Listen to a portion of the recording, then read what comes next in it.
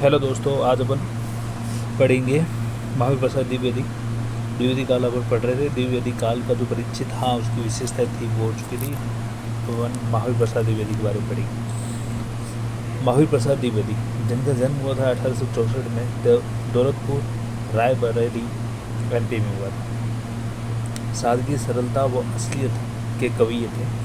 सादगी सरलता व असलियत के ये कवि सुकवि किंकर और भुजंग भूषण भट्टाचार्य छद्म नामों से ये लिखते थे।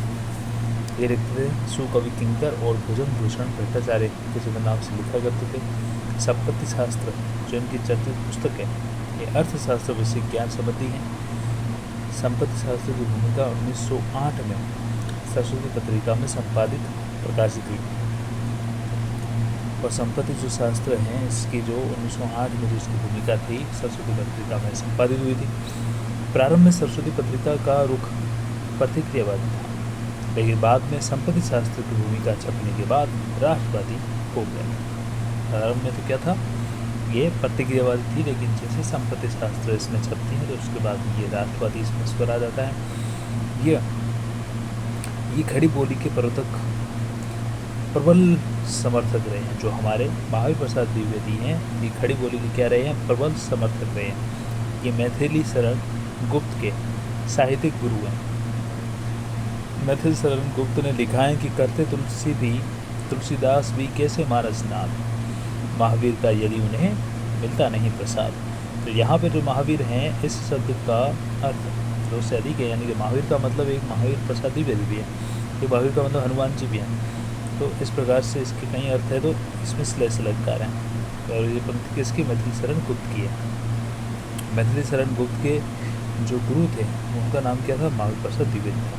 1900 ईस्वी में महावीर प्रसाद द्विवेदी की हे कविते कविता सरस्वती पत्रिका में प्रकाशित होती है। कब, 1900 में। कौन सी कविता, हे कविते किसकी, महावीर प्रसाद द्विवेदी की, इसमें प्रकाशित होती है। इस प्रकार इस कविता में ब्रज भाषा के लिए चिर प्रयोग पर दुख व्यक्त किया गया है और खड़ी बोली को काव्य की भाषा बनाने पर बल दिया गया है। महावीर प्रसाद द्विवेदी की जो मौलिक रचना है, कानिकुब्जा बलिव्रतम, कानिकुब्जा, विलाप, सुमन।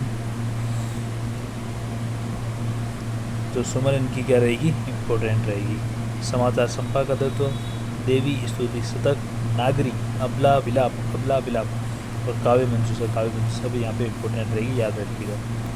ठीक है, काव्य मंजूषा होगी, ठीक है, और दूसरी कौन सी होगी, सुमन होगी। ठीक है, नागरिक तेरी यही दशा और सर्गो नरक ठिकाना नहीं।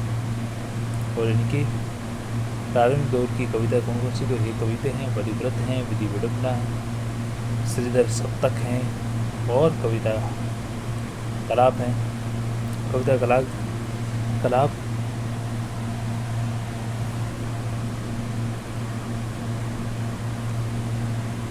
कविता कलाप के जो संपादक वो महावीर प्रसाद हैं द्विवेदी हैं, और उन्होंने 5 रचनाएं इसमें, 5 कवियों की रचनाएं इसमें लिखी है।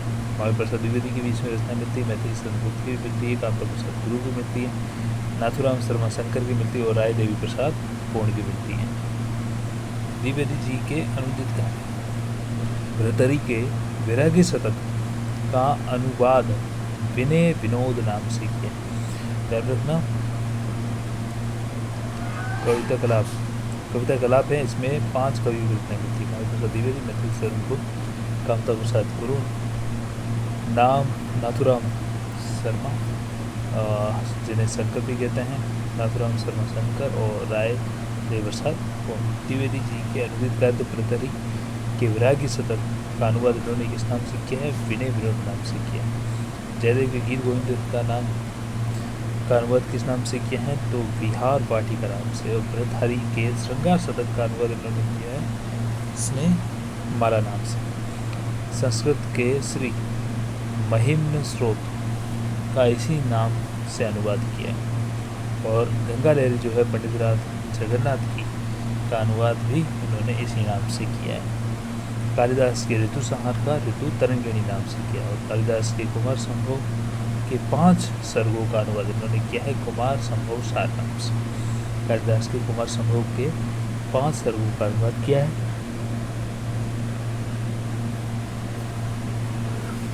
और कुमार संभव सार नाम से किया है। महावीर प्रसाद द्विवेदी ने बेकन के निबंधों का अनुवाद बेकन रचनावली के नाम से किया है। महावीर प्रसाद ने बेकन के निबंधों का अनुवाद किस नाम से किया है? बेकन रचनावली। ये आपका क्या रहेगा? इम्पोर्टेंट रहेगा, ठीक है। बेकन रचनावली नाम से किया है बेकन। और गुरुदेव रवींद्रनाथ टैगोर ने बांग्ला भाषा में एक लेख लिखा, काव्य की उपेक्षित है। और इस लेख से प्रभावित होकर महावीर प्रसाद द्विवेदी ने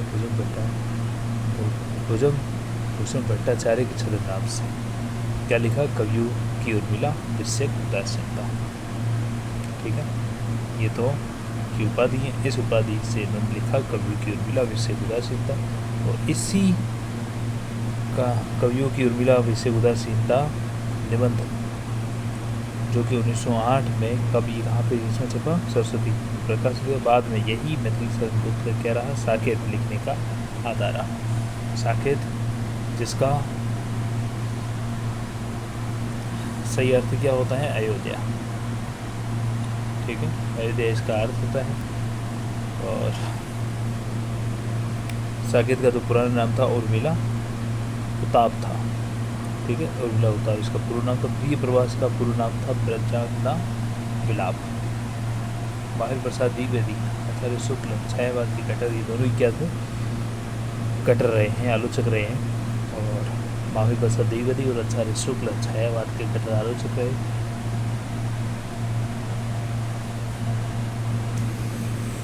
महावीर प्रसाद द्विवेदी ने सुकवि किंकर के छद्म नाम से लेख लिखा, आजकल के कवि और कविता।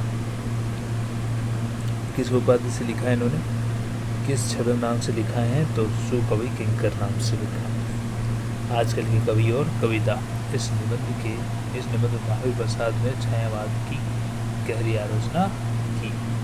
छायावाद की इसमें गहरी आलोचना की है। डॉक्टर नगेंद्र ने महावीर प्रसाद को द्वितीय श्रेणी का कलाकार कहा है। डॉक्टर नगेंद्र ने महावीर प्रसाद को क्या कहा है? द्वितीय कलाकार, द्वितीय श्रेणी का कलाकार। किसने कहा? नगेंद्र। इसको महावीर प्रसाद द्विवेदी को कहा। आचार्य शुक्ला ने महावीर प्रसाद के निबंधों को बातों का संग्रह कहा। आचार्य शुक्ला ने महावीर प्रसाद के जो निबंध हैं उनको क्या कहा? बातों का संग्रह कहा, ठीक है। आचार्य शुक्ला महावीर प्रसाद द्विवेदी के निबंधों को क्या कहते हैं? बातों का संग्रह कहते हैं। महावीर प्रसाद और महावीर प्रसाद के बारे में ये क्या कहते हैं कि महावीर प्रसाद द्विवेदी खड़ी बोली गद्य के व्यवस्थापक आचार्य हैं। महावीर प्रसाद द्विवेदी खड़ी बोली गद्य के व्यवस्थापक आचार्य हैं। गद्य की भाषा पर इस शुभ प्रभाव का स्मरण, गद्य की भाषा पर इस शुभ प्रभाव का स्मरण जब तक भाषा की शुद्धता आवश्यक समझी जाएगी तब तक बना रहेगा।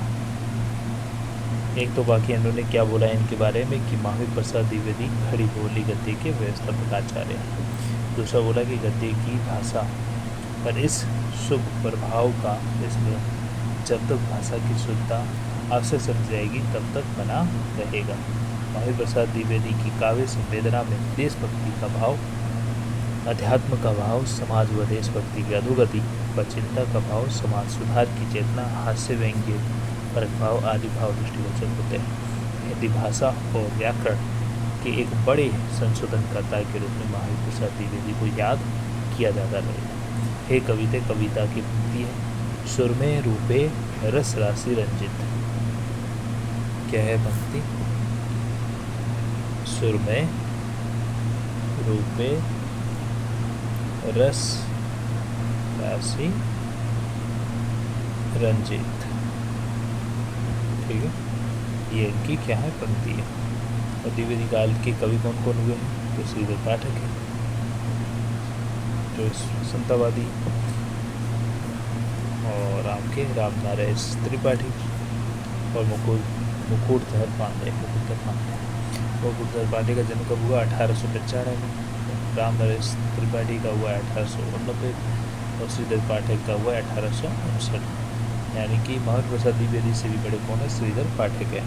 तीनों स्वतंत्रतावादी। श्रीधर पाठक जन्म कब हुआ? 1859 में, और 1859 में इनका जन्म होता है। द्विवेदी काल के ये कवि अपनी प्रकृति चेतना के लिए विख्यात है। प्रकृति चेतना के लिए विख्यात है। श्रीधर पाठक आधुनिक काल में खड़ी बोली हिंदी के पहले कवि हैं। श्रीधर पाठक आधुनिक काल में खड़ी बोली हिंदी के क्या है, पहले कवि है। आधुनिक काल में खड़ी बोली हिंदी के पहले कवि। ये खड़ी बोली हिंदी के पहले समर्थ कवि हैं। ऐसा कौन कहते हैं, नगेंद्र। द्विवेदी काल में श्रीधर पाठक स्वच्छंदतावादी कवि हैं। 1859 में इनका जन्म होता है।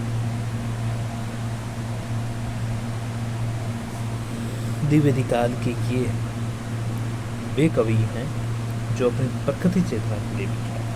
श्रीधर पाठक इसके लिए प्रकृति चेतना के लिए। श्रीधर पाठक आधुनिक काल में खड़ी बोली हिंदी के पहले कवि हैं। ये खड़ी बोली हिंदी के पहले समर्थ कवि हैं। ऐसा कौन कहते हैं, डॉक्टर नगेंद्र कहते हैं। खड़ी बोली हिंदी के पहले कवि कौन है, अमीर खुसरो। और आधुनिक अगर बोला जाए कि आधुनिक हिंदी में खड़ी बोली के पहले कवि कौन है, तो श्रीधर पाठक हैं। ब्रज भाषा के दामन को छोड़कर खड़ी बोली के क्षेत्र में आने वाले पहले कवि श्रीधर पाठक ही है। तो ब्रज भाषा के दामन को छोड़कर खड़ी बोली के क्षेत्र में आने वाले पहले कवि कौन है, आचार्य श्रीधर पाठक। श्रीधर पाठक स्वच्छंदतावाद के प्रवर्तक माने जाते हैं। आचार्य शुक्ल ने इन्हें सच्चा स्वच्छंदतावादी कवि कहा। श्रीधर पाठक स्वच्छंदतावाद के प्रवर्तक माने जाते हैं। आचार्य शुक्ल ने इन्हें सच्चा स्वच्छंदतावादी कवि कहा है। श्रीधर पाठक कहते हैं कि लिखो करो न लेखनी बंद, श्रीधर सब कवि स्वच्छंद। इस प्रकार की पंक्ति कौन लिखते हैं, तो श्रीधर पाठक कहते हैं। श्रीधर पाठक ने प्रकृति के उद्दीपनकारी रूप के स्थान पर आलम्बनकारी रूप को स्थापित किया। सबसे पहले उद्दीपनकारी को आलम्बनकारी में बदलने वाले कौन हैं, तो श्रीधर पाठक है। जो उद्दीपनकारी चीज़ें अब तक चली आ रही थी, जो हमें भारतीय काल में भी देखने को थोड़ी बहुत मिलती हैं, वो अब बदल चुकी थी। वो आलम्बनकारी में स्थापित हो चुकी थी। इस प्रकार रीति के कटघरे से बंधी आ रही परंपरा युक्त प्रकृति के उद्दीपनकारी चित्रण को बाहर निकालकर प्रकृति के स्वतंत्र रूप को स्थापित किया। किसने, तो अब श्रीधर पाठक ने। चर्चित पंक्तियां हैं कि अटल का समय था, रजनी का उदय था। भाई सीधी बात है कि जो आपका आलम्बनकारी उद्दीपनकारी से आलम्बनकारी चीज़ें हुई हैं, और पहले बार इन्होंने ब्रज भाषा से निकल के इन्होंने क्या किया है, खड़ी बोली का इस्तेमाल किया है। तो एक प्रकार से क्या था, अटल का समय था, और निकल क्या था, एक प्रकार से उदय था। तो प्रकृति यही एकांत बैठी निज नाना रूप संवारती। ये इनकी दो पंक्तियाँ हैं जो पूछी जाती हैं। एक तो है अटल का समय था और रजनी का उदय था, और एक प्रकृति यहाँ एकांत बैठी निज नाना रूप संवारती। प्रकृति के दो महान प्रेमी कवि श्रीधर पाठक, प्रकृति के दो महान प्रेमी कवि श्रीधर पाठक और युवा कवि पंत की 1919 ईस्वी में प्रथम भेंट होती है। दोनों की, पंत की और श्रीधर पाठक की प्रथम भेंट कब होती है, 1919 में होती है।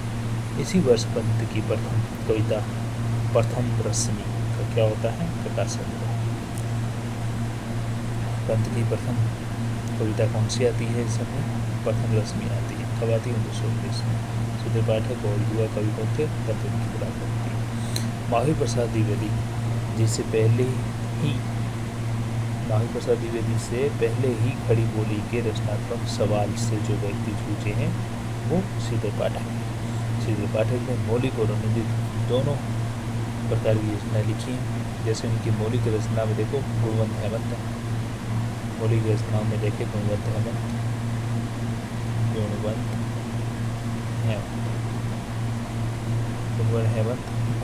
हेमंत ये श्रीधर पाठक की पहली कविता मानी जाती है, जो 1900 ईस्वी में सरस्वती पत्रिका में छपी थी।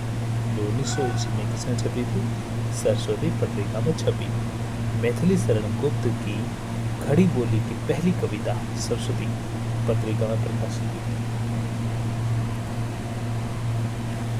ये गुणवंत हेमंत कब छपी, 1900 में सरस्वती पत्रिका में छपी है, ध्यान रखिएगा।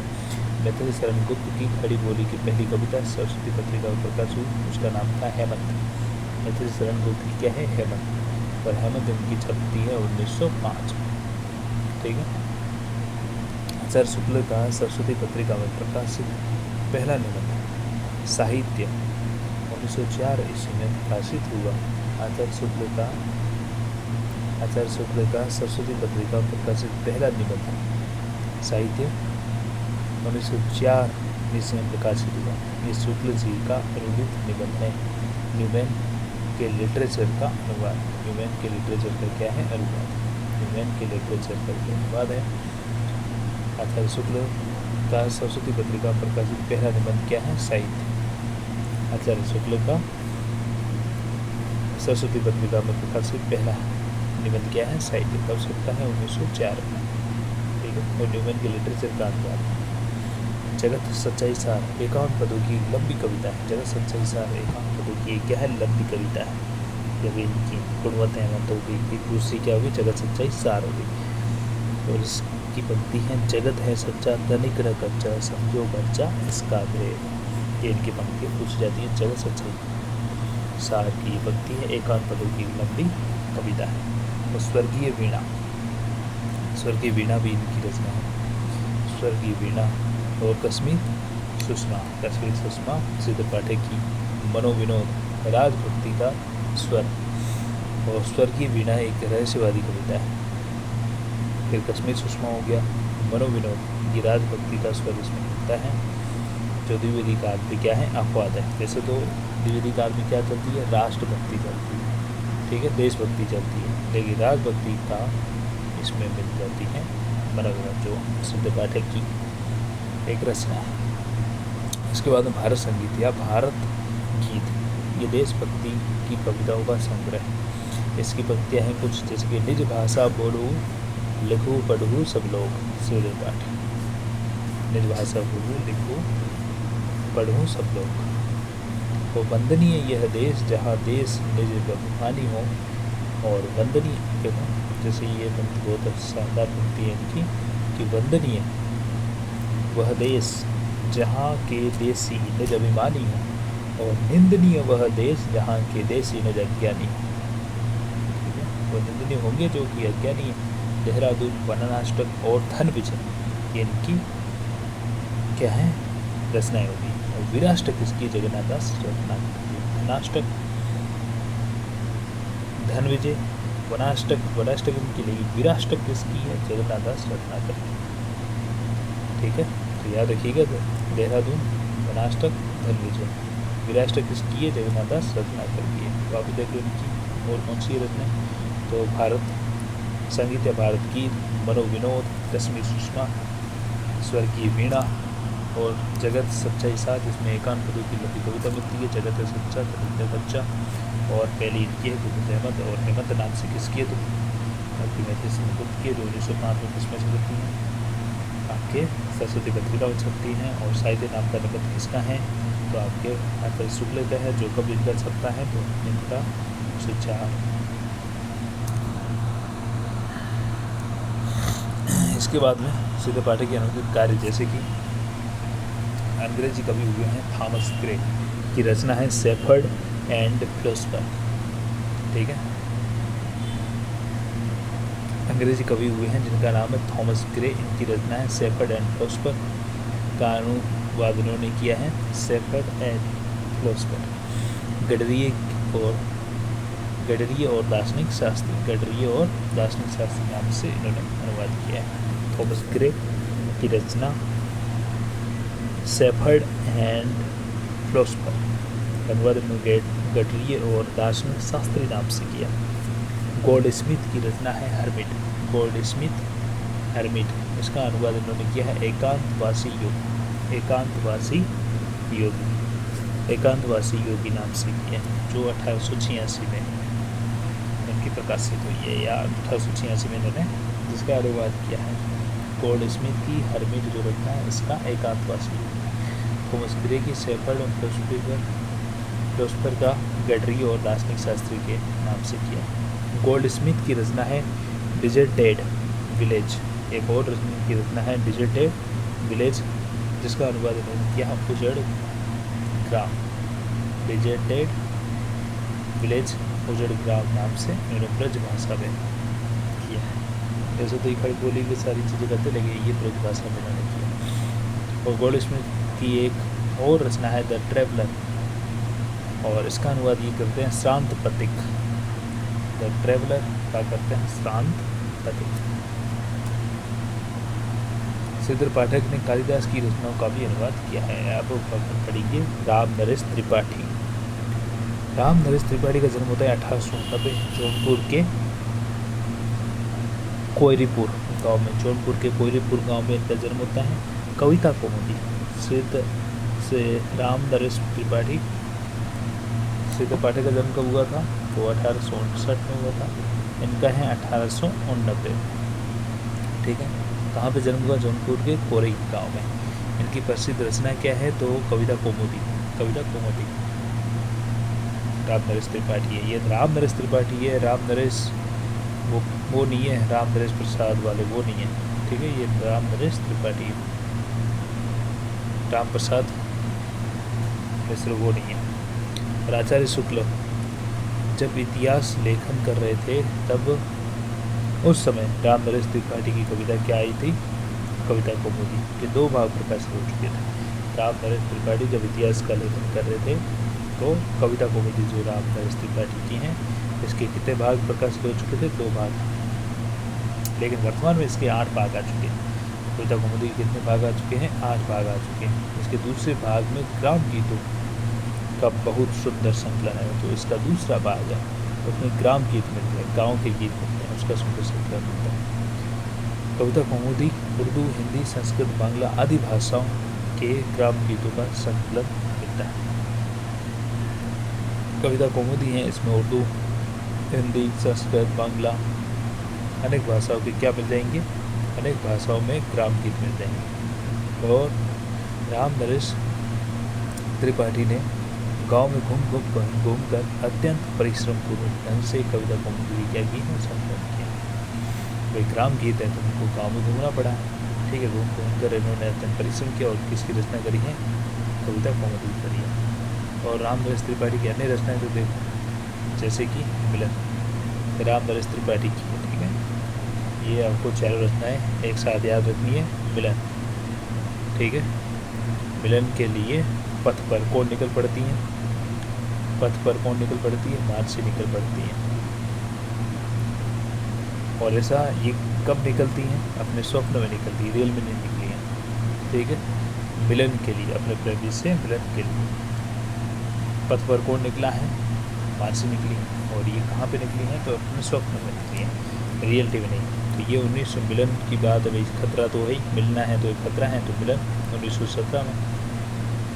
और पथ 20, मिलन 17, पथ है 20। और मानसी की उम्र क्या है, 27 साल, 1927। और पहुँचती कब है, स्वप्न में 2 साल बाद, यानी कि 29 में। तो याद रखिएगा 1917, 1920, 1927, 1929 याद हो चुकी है आपको। क्या करने जा रही है, मिलन करने, मिलन करने जा रही है। तो क्या हो रहा है, खतरा होगा। कहाँ पे चलेगी, पथ पर, तो पथिक, पथिक आपकी 20। और मानसी की उम्र क्या है, तो 27 पर, तो 1927। और मिल कहाँ रही हैं, तो ये सपने मिल रही है, ऐसा बाकी संभव नहीं है, तो 1929। तो ये आपकी होगी 4 रचना।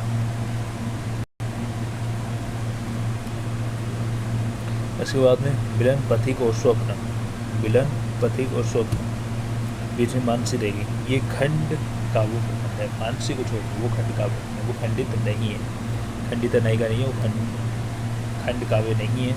मिलन, पथिक और स्वप्न क्या है, खंड काव्य, और खंड काव्य में प्रबंध है, काल्पनिक कथाओं के आधार पर लिखे गए प्रेमाख्यान पर प्रबंध है।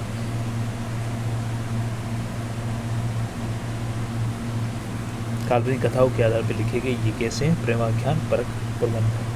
मानसी इनकी फुटकल कविताओं का संग्रह, वो तो क्या है, प्रेमाख्यान परक प्रबंध है, ठीक है। जबकि मानसी और फुटकल इनकी कविता मिलती है। मानसी नाम से काव्य कृति किसने और लिखी है? तो उदय शंकर भट्ट ने भी लिखी है, ध्यान रखिएगा। राम नरेश त्रिपाठी की पंक्ति की हे प्रभु आनंददाता, ज्ञान हमको दीजिए, शीघ्र सारे दुर्गुणों को दूर हमसे कीजिए। ये गीति छंद है इनका। तो 14-12 से यति विराम मिलता है और अंत में लघु गुरु मिलता है। इसकी और भी इनकी पंक्ति हैं, तो ये ध्यान में रखना। ये प्रभु आनंददाता, ज्ञान हमको दीजिए, शीघ्र सारे दुर्गुणों को हम दूर हमसे कीजिए। तो इस प्रकार की पंक्ति है, याद रखिएगा। ठीक, ये इनकी पंक्ति है श्री राम नरेश त्रिपाठी की। इसके बाद में जहाँ श्रमी से क्रमी विक्रयी, वैश्या सुखी सती से, जहाँ श्रमी से क्रमी विक्रयी, वैश्या सुखी सती से, निर्जन वन है परम सुखद, इस न्याय रहित जगती में। ये पंक्ति की पूछी जाती है। जहाँ श्रमी से क्रमी विक्रयी, वैश्या सुखी सती से, निर्जन वन है परम सुखद, इस न्याय रहित जगती में। ठीक, राम नरेश त्रिपाठी ने वानर पत्रिका का संपादन किया। राम नरेश, राम के नरेश मानने वाले, तो वो पत्रिका क्या निकालेंगे? वानर नाम से निकालने को। तो राम नरेश त्रिपाठी बाल साहित्य के जनक माने जाते हैं। बाल साहित्य के लिए क्या माने जाते हैं? जनक। और की पत्रिका किस नाम से है? वानर नाम से। ठीक है। राम नरेश त्रिपाठी की स्वच्छंदतावादी कविता में व्यक्तिगत सुख दुख स्वार्थों से ऊपर उठकर देश हित में अपने प्राण न्यौछावर करने की सीख। अब आगे है मुकुटधर पांडे। 1895 का क्या होता है? जन्म होता है 1895। ये आपके तीसरे स्वच्छंदतावादी कवि आ रहे हैं। श्रीधर पाठक राम नरेश त्रिपाठी की तरह क्या है? द्विवेदीकारी स्वच्छंदतावादी कवि। आचार्य शुक्ल ने छायावाद के प्रवर्तकों में मैथिली शरण गुप्त और मुकुटधर पांडे का नाम दिया। आचार्य शुक्ल कहते हैं कि छायावाद के प्रवर्तक तो कौन है? फर्स्ट नंबर पे तो मैथिली शरण गुप्त का नाम गिराएं और सेकंड नंबर पे मुकुटधर पांडे का नाम गिराएं। मुकुटधर पांडे छायावाद शब्द के प्रथम प्रयोक्ता है। छायावाद शब्द के अगर प्रथम प्रयोक्ता पूछे तो कौन? मुकुटधर पांडे ही है। ठीक है। और जबलपुर MP से निकलने वाली पत्रिका, जबलपुर MP से एक पत्रिका निकलती है जिसका नाम है श्री शारदा। ठीक है, श्री शारदा जो 1920 में छायावाद शब्द का सर्वप्रथम प्रयोग हुआ।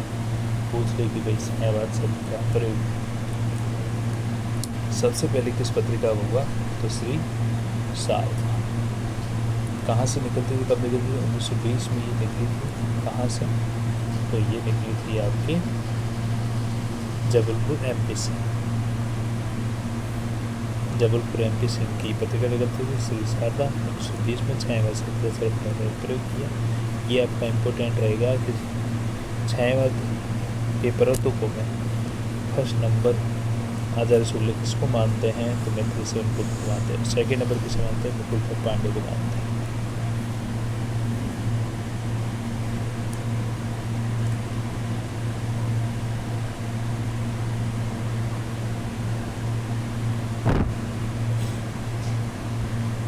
यह पत्रिका श्री शारदा मासिक पत्रिका जबलपुर में 1916 ईस्वी से निकलना शुरू हुई।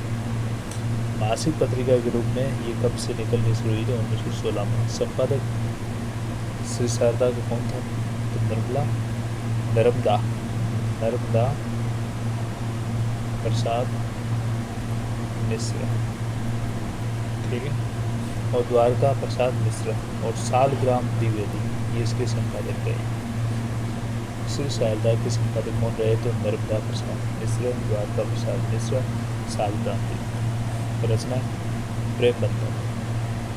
रचना इनकी है प्रेम बंधन। इम्पोर्टेंट है किसकी? मुकुटधर पांडे की। इनकी रचनाएं देखो। प्रेम बंधन, मुकुटधर पांडे। मुकुट धारण कर लिया, इसका मतलब अब प्रेम के बंधन बन चुकी। ये इम्पोर्टेंट है मुकुटधर पांडे। और पूजा को मुकुट धारण कर लिया, प्रेम के बंधन में बन चुके हैं।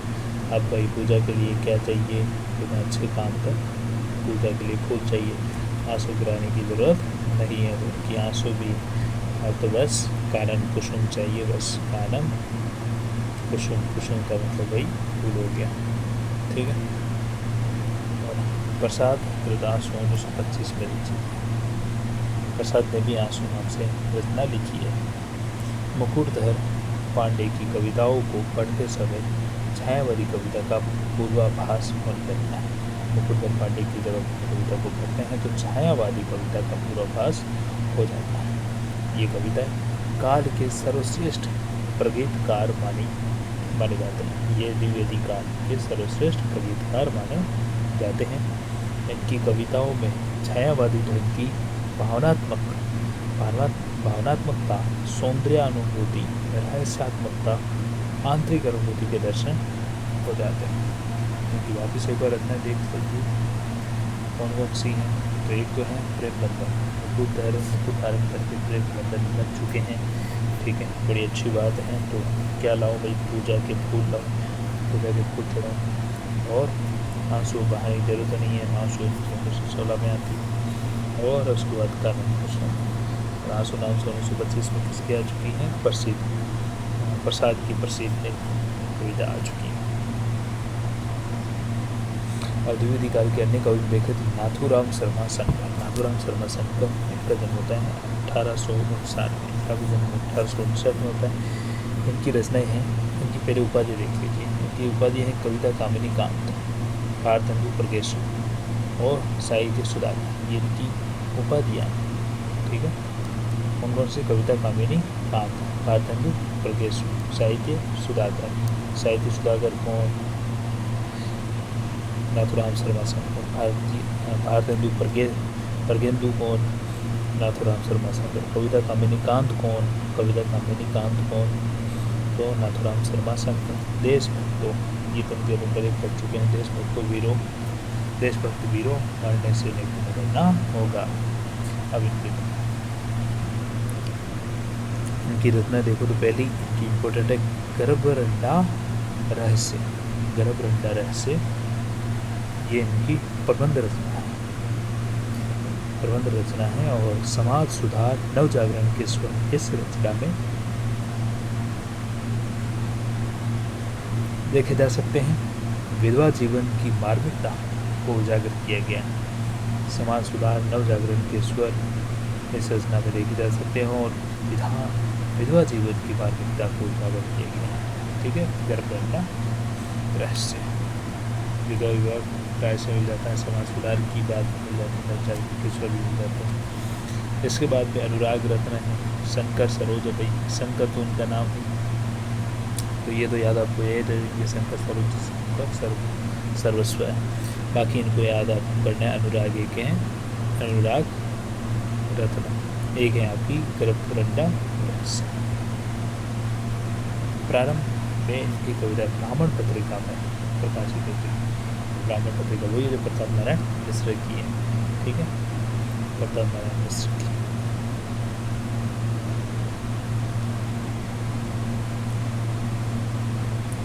बाद में सरस्वती पत्रिका में इनकी कविताएं छपने लगी। अब है गया प्रसाद शुक्ल स्नेही, गया प्रसाद शुक्ल स्नेही, इनका जन्म होता है 1883 में। गया प्रसाद, कवि का नाम क्या है, तो गया प्रसाद शुक्ल स्नेही है। और इनका जन्म कब होता है, तो 1883 में होता है। 1883 में इनका जन्म होता है। ये त्रिशूल उपनाम से गया प्रसाद स्नेही, तो ये त्रिशूल उपनाम से देशभक्ति की कविताएं लिखते थे।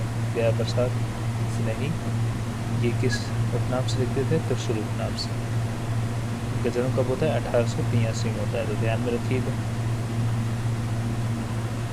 अब ऐसे याद रख सकते हो, उपनाम त्रिशूल से लिखते थे तो गया त्रिशूल, है ना, शिव जी भोलेनाथ का गया त्रिशूल, तो इस प्रकार से आप याद रख सकते हो इनका उपनाम। इसके बाद में इन्होंने कानपुर प्रवास के दौरान सुकवि पत्रिका का संपादन किया। जब ये कानपुर में थे उस समय इन्होंने किस पत्रिका का संपादन किया है, तो उस समय इन्होंने सुकवि पत्रिका का संपादन किया। इसमें समस्या पूर्ति कविता चलती थी। समस्या पूर्ति इसमें कविता चलती थी किसमें? सुकवि पत्रिका में। कानपुर प्रवास के लिए आयोजित लिखी सुकवि पत्रिका, जिसमें समस्या पूर्ति की कविता चलती थी। इसमें रचनाएं देखिए तो त्रिशूल तरंग है, त्रिशूल तरंग, राष्ट्रीय वीणा, राष्ट्रीय मंत्र, कला में त्रिशूल। देखो त्रिशूल नाम तो आएगा ही, यानी कि त्रिशूल नाम से लिखते त्रिशूल तरंग, तो ये गया प्रसाद होगी। राष्ट्रीय वीणा, ठीक है, वीणा भी उससे मतलब निकलने वाली जो स्वर है वो त्रिशूल की तरह निकलते हैं, है ना।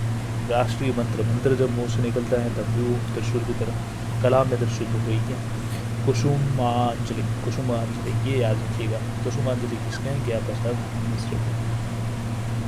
और करुणा कादम्बिनी और कृषक क्रदन, क्रदन, ये तीन इनकी क से आपको याद रखनी, बाकी आपको याद रह जाएगी। त्रिशूल तरंग हो गया, राष्ट्रीय वीणा हो गया, राष्ट्रीय मंत्र हो गया, और कला में त्रिशूल हो गई।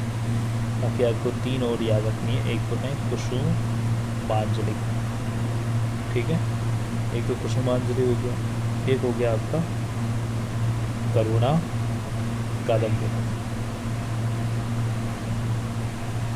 करुणा कादम्बिनी हो गया, एक है कृषक क्रदन, कृषक क्रदन, क्रदन, तो ये तीन हो गई। कुसुमांजलि, करुणा कादम्बिनी और कृषक क्रदन, तो ये इनकी तीन रचनाएं होंगी, ठीक है। ये आपको मुख्य रूप से याद रखना। त्रिशूल तरंग होगी, राष्ट्रीय वीणा होगी, राष्ट्रीय मंत्र, कला त्रिशूल। और त्रिशूल को कैसे आप याद रखोगे? त्रिशूल गया, यानी कि गया प्रसाद शुक्ल। इसके बाद में आपकी क्या होगी? कला में त्रिशूल हो गया, और कुसुमांजलि, करुणा कादम्बिनी, पीछे ये जो चार है इनकी क से, कला में त्रिशूल, कुसुमांजलि, करुणा कादम्बिनी और कृषक क्रदन। अब है राय देवी प्रसाद कौन? राय देवी प्रसाद कौन? इनका जन्म होता है 1868, 1868 में इनका जन्म होता है। राय देवी प्रसाद कौन? तो इनका जन्म वही बाल मुकुंद बुद्ध के जन्म के 3 साल बाद, यानी कि 1868 में होता है। ये कुंडलिया छंद में देशभक्ति कविता लिखते थे। ध्यान रखना, कौन से कवि कुंडलिया छंद में देशभक्ति की कविताएं लिखते थे? तो राय देवी प्रसाद कौन लिखते थे?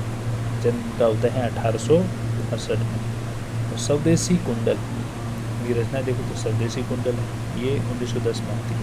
52 कुंडलियों के द्वारा देशभक्ति पर लिखा गया, 52 कुंडलियाँ इसमें मिलती है जिस पर देशभक्ति में सारा लिखा हुआ है। बसंत वियोग, राम रावण विरोध, मृत्युंजय, ठीक है। स्वदेशी कुंडल 1910, इसमें 52 कुंडलियों के द्वारा देशभक्ति पर लिखा गया, 52 कुंडलियों के द्वारा देशभक्ति पर लिखा गया। बसंत वियोग, राम रावण विरोध और मृत्युंजय। अभी देखो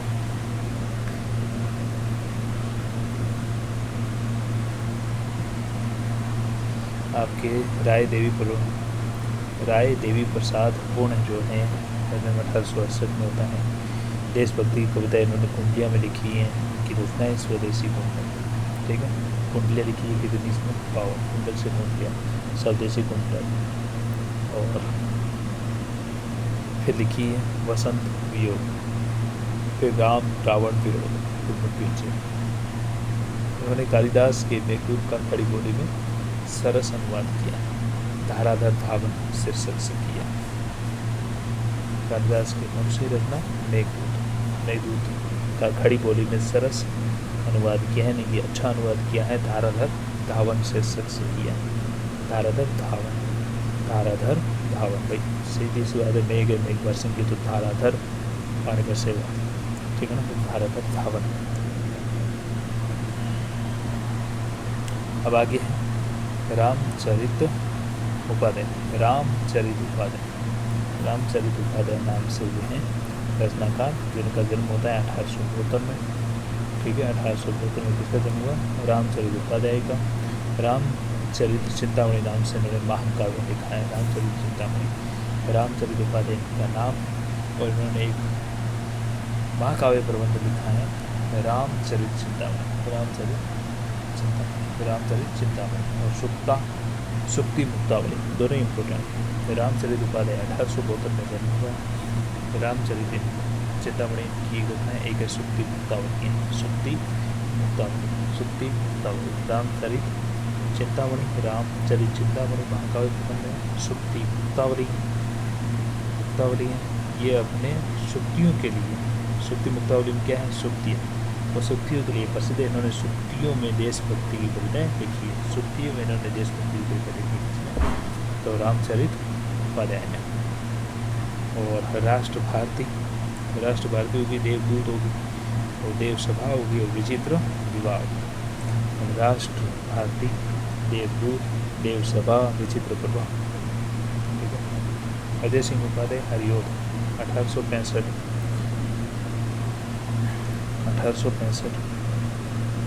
में जन्म होता है। 1947 में इनका क्या हो जाता है, देहांत हो जाता है। अजय सिंह उपाध्याय 1865 में इनका जन्म होता है और 1947 में इनका देहांत हो जाता है। कवि सम्राट के नाम से ही जाना जाता है। अजय सिंह उपाध्याय किस नाम से जाना जाता है, कवि सम्राट अजय सिंह उपाध्याय, जिनको हरियोध के नाम से भी जाना जाता है। जन्म का उत्तर प्रदेश के आजमगढ़ की निजामाबाद तहसील में जन्म हुआ।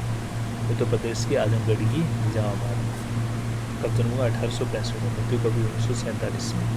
और साहित्यिक गुरु इनके कौन थे, बाबा सुमेर सिंह। हरियोध के साहित्यिक गुरु कौन थे, सुमेर सिंह। बाबा सुमेर सिंह ने इन्हें सिख धर्म विकसित किया, और यही बाबा सुमेर सिंह है जिन्होंने इनको क्या किया, सिख धर्म को क्या विकसित कर दिया। इनके चाचा ब्रह्म सिंह उपाध्याय ने हरियोध का पालन पोषण किया था। ब्रह्म सिंह उपाध्याय जो थे, इन्होंने उनका पालन पोषण किया था। हरि का मतलब होता है सिंह, और ओध का मतलब होता है अयोध्या, यानी कि अयोध्या के सिंह खड़े बोली हिंदी के पहले महाकवि कौन हुए हैं, तो अजय सिंह उपाध्याय हुए हैं, खड़ी बोली के पहले महाकवि।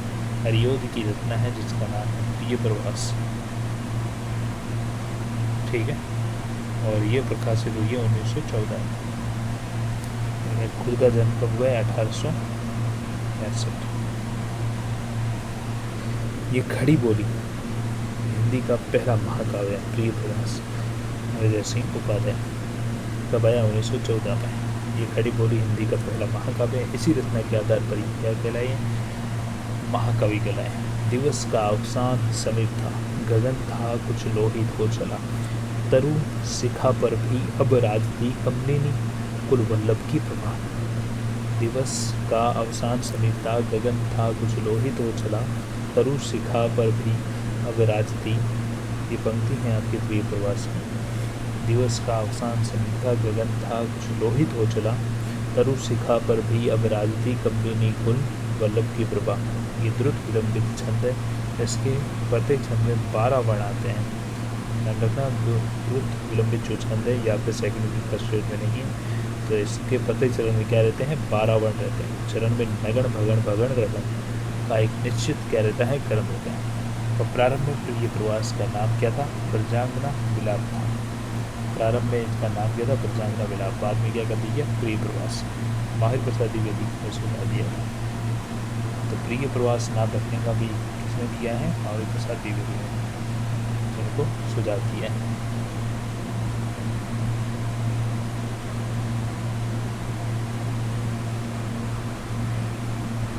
प्रिय प्रवास में कुल 17 सर्ग, प्रिय प्रवास में कुल 17 सर्ग, और श्री कृष्ण के बचपन से लेकर, प्रिय प्रवास में क्या है, श्री कृष्ण के बचपन से लेकर मथुरा प्रस्थान तक कथा को 17 सर्गों में लिखा गया।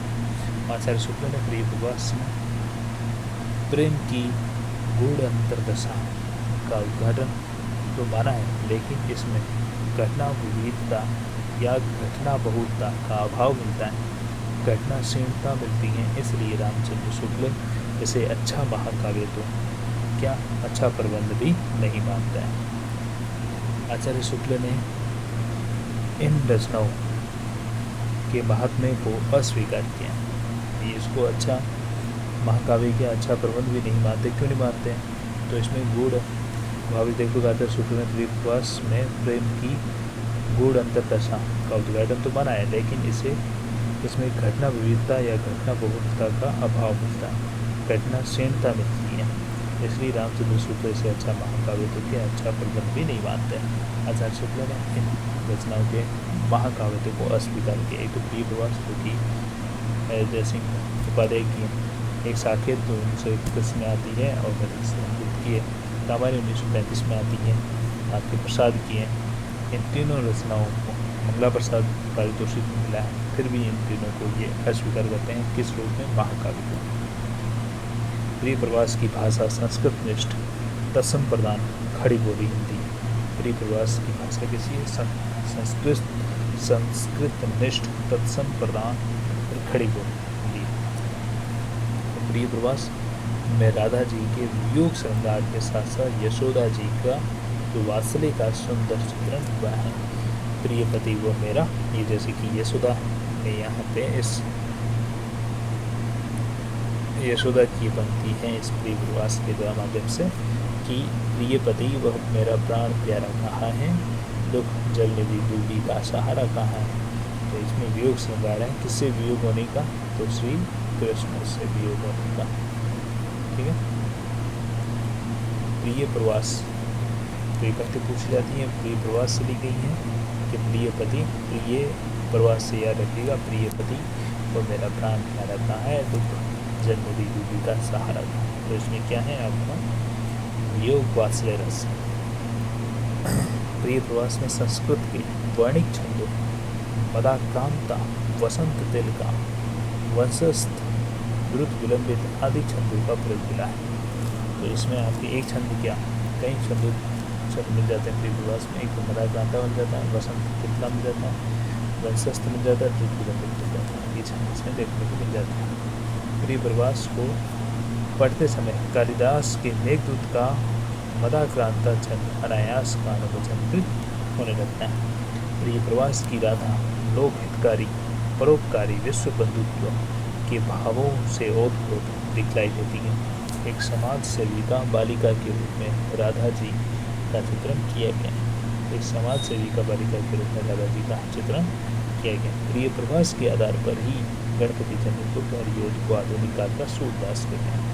प्रिय प्रवास के आधार पर गणपति चंद्रगुप्त हरियोध को आधुनिक काल का क्या कहते हैं, सूरदास कहते हैं। आधुनिक काल का सूरदास कहते हैं।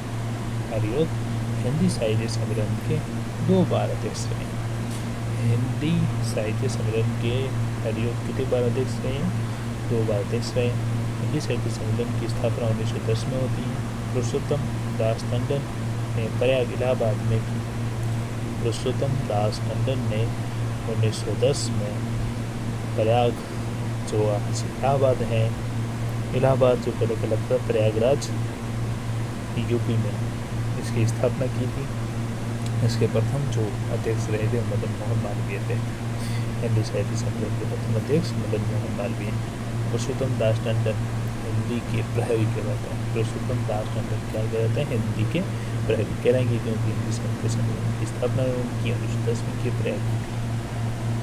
2 बार देश कौन रहे, हरियोध रहे। प्रिय प्रवास प्रबंध और मुक्तक दोनों ही, हरियोध ने प्रबंध और मुक्तक दोनों शैलियों में लिखा।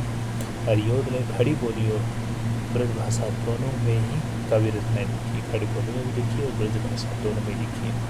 हरियोध ने साप्ताहिक खड़ी बोली आदेश यानी कि अर्थात तद्भव युक्त ठेठ हिंदी में कविता लिखी है। हरियोध ने साहित्यिक खड़ी बोली प्रदेश अर्थात तद्भव युक्त ठेठ हिंदी में कविता लिखी।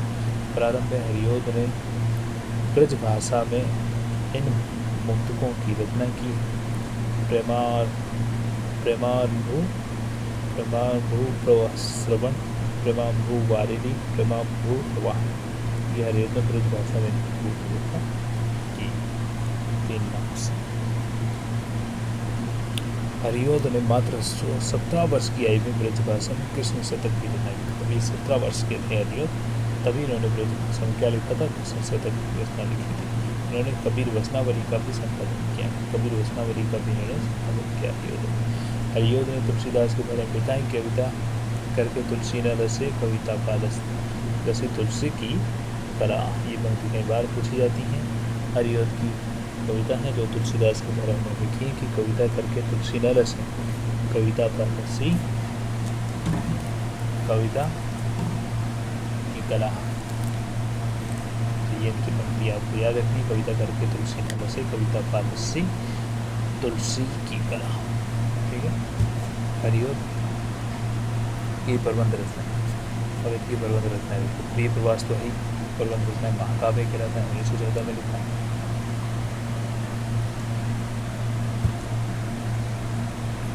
कितने सर्ग है इसमें? 17 सर्ग है। कृष्ण कथा पर यादार की कृष्ण चरण से लगा के मथुरा गमन तक इसमें सारी चीज़ें बताती हैं। वैदेही वनवास, वैदेही वनवास, वैदेही के ध्यान रखना सीता मैया को कहते हैं। ठीक है। सीता मैया, सीता का पर्यायवाची आपके वैदेही हैं। और वैदेही वनवास इनका महाकाव्य है जो 18 सर्गों में लिखा हुआ है। राम कथा पर आधारित करुण रस में इसमें प्रधानता है। और 140 वो 14 और ये 40। वैदेही वनवास रचना आर्य समाज से विशेष प्रभावित है। वैदेही वनवास किससे प्रभावित है? आर्य समाज से ज़्यादा प्रभावित है। ठीक है।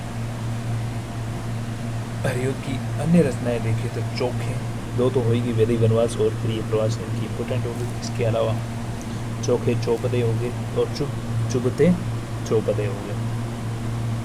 दो ठेठ हिंदी में लिखी गई है दोनों। एक तो है आपके चोखे चौपदे और एक है चुभते चौपदे। ठीक है। इसके अलावा बोलचाल है। परिजात है 15 सर्ग में मुक्तक शैली में लिखा गया है। पद्य प्रसून होगी, पद्य प्रसून होगी। पारिजात 15 सर्ग इसमें है और मुक्तक शैली में। प्रिय प्रवास कितने सर्ग है? 17। वैदेही वनवास में कितने हैं? 18। और पारिजात में कितने हैं? 15 सर्ग। बोलचाल होगी, एक और चोखे चौपदे होगी, एक चुभते चौपदे होगी। ठीक है। और एक है रस कलश, ये 1935 में आती है। 1935 में आती है ब्रजभाषा। जब कवाली 1935 में आती है उसी समय इनकी रस कलश आती है। और इसकी भाषा ब्रजभाषा है और काव्य शास्त्रीय ग्रंथ है। ये काव्य शास्त्रीय ग्रंथ है। ये रस, छंद, अलंकार आदि से संबंधित रीति विषय काव्य शास्त्रीय ग्रंथ है रस कलश।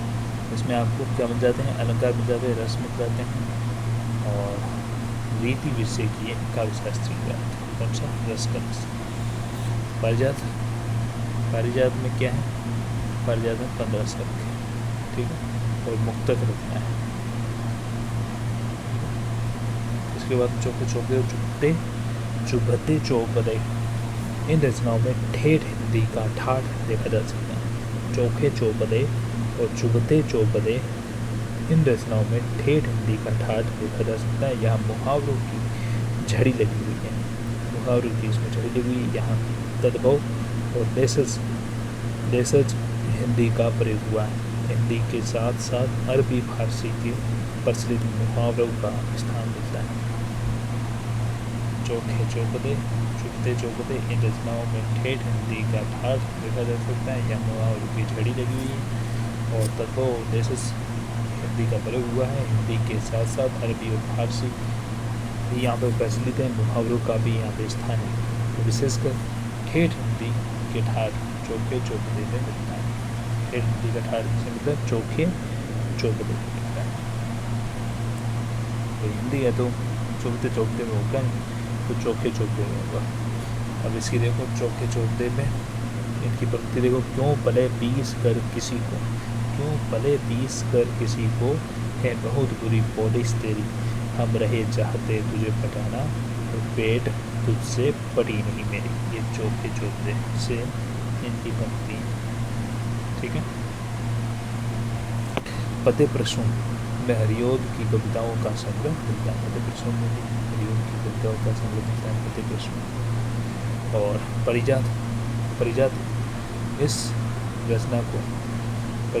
रचना को प्रबंध के रूप में लिखना चाह रहे थे। परिजात जो है इसको हरिओम किस में लिखना चाहते थे? प्रबंध के रूप में लिखना चाह रहे थे।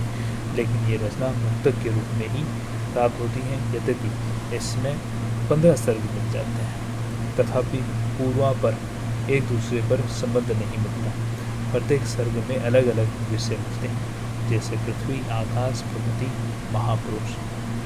प्रत्येक सर्ग में अलग अलग विषय मिलते हैं, जैसे कि पृथ्वी हो गई, आकाश हो गई, प्रकृति हो गई और महापुरुष आदि। इस रचना में विविध शैलियों और विविध विषयों के दर्शन होते हैं। द्विवेदीकालीन विषय वैविध्य को पारिजात में देखा जा सकता है। इस प्रकार इस रचना में विविध शैलियों और विविध विषयों के दर्शन होते हैं। द्विवेदीकालीन विषय वैविध्य को पारिजात में देखा जा सकता है। पारिजात में देखा जा सकता है।